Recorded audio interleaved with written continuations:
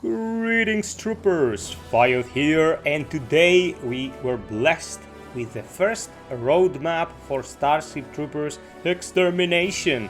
It comes in 5 parts, all with very distinct characteristics, and you will be surprised with some of the prioritization that's been done here. I'm gonna take a look at each step and discuss with you so there can be an exchange of views and initial impressions on what the developer is doing when it comes to the beloved franchise and the game itself. Let's get to it!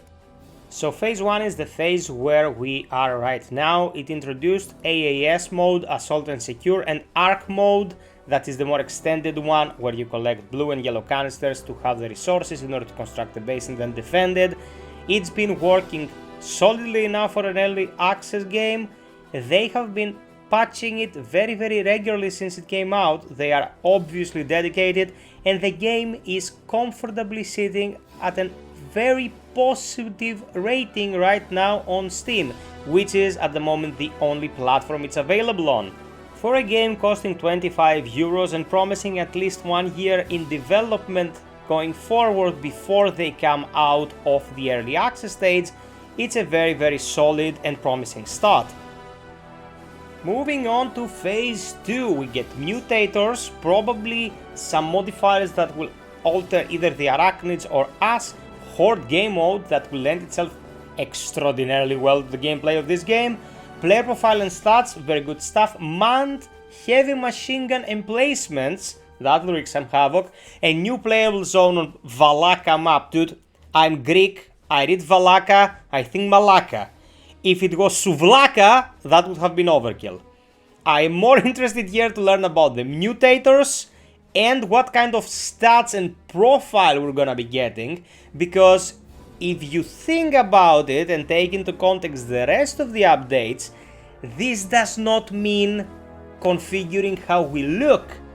One department in which the game now is sorely lacking is that we all look like plastic black dildos with yellow visors, and this will have to be addressed because it can get boring pretty fast. It's cosmetics though, not core gameplay, so it shouldn't be a priority. I'm just saying I'd rather look a bit more personalized, let's say.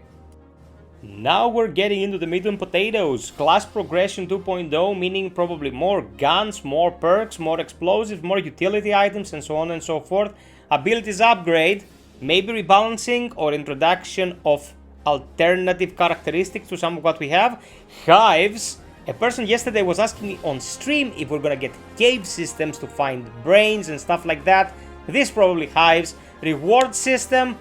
I suppose this will be closer to a battle pass or a linear prestige thing like Fireteam Elite, where you keep grinding and you keep unlocking stuff, but we have to wait for confirmation. Special weapon swapping, I don't know if there will be a third weapon that we can carry, like in Destiny, where you have your primary, secondary, and then a special weapon, but again, it's all speculation. They haven't given us any more details on this. This part, phase 3, looks very promising because it actually brings in new stuff and an expansion to what the troopers are actually capable of. It only gets better, man! Player hub.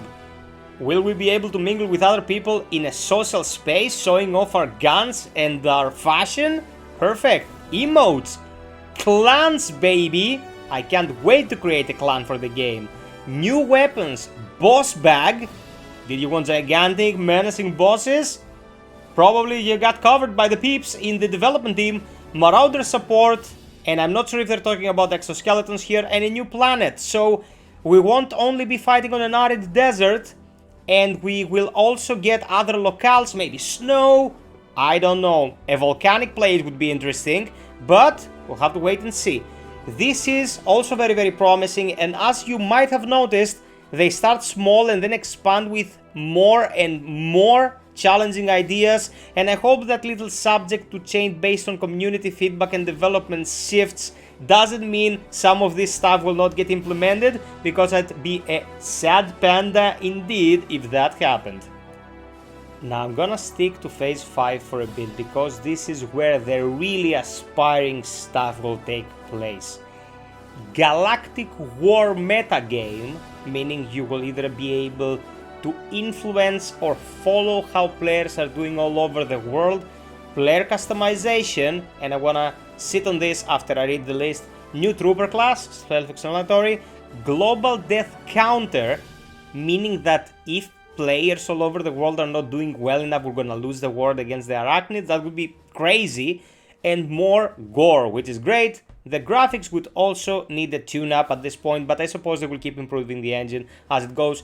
Please get XS out of there, implement DLSS. No one wants XS, no one wants FSR. Do us a favor, please. Now, let's go to player customization. As I said earlier, getting a stats tab and a profile tab doesn't mean that you will be able to customize. I wonder if we'll have to wait for phase 5 in order to be able to customize our troopers, because that will take us pretty late into the development cycle.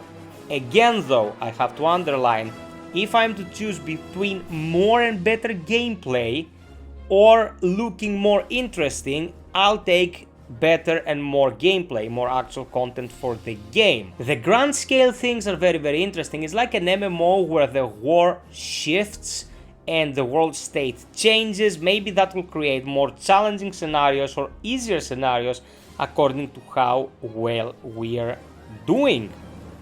A new trooper class can be anyone's guess. We already have 3 base classes that cover pretty much all the basic needs, but more flavor would only add to the game. I can't really speak in regards to the global death counter. I think it can be one of two things.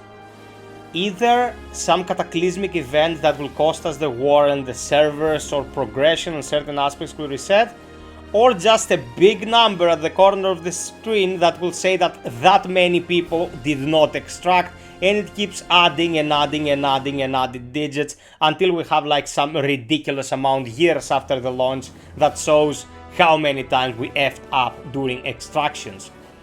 All this, to be totally honest with you, is pretty much everything we would have wished for, because boss bugs might mean brains, some other kind of monstrosity, and since they add the hives and different locales, we might even be thrust into horror-like scenarios like the third and the second movies, where we were exposed to those changed humans and traps set by the arachnids and all that conspiracy poo-poo.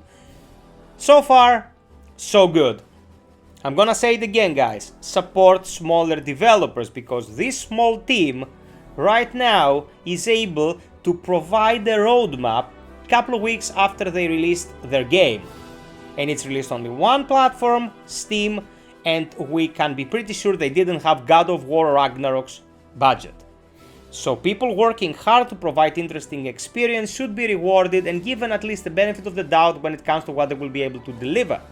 They have been very clear about their intentions.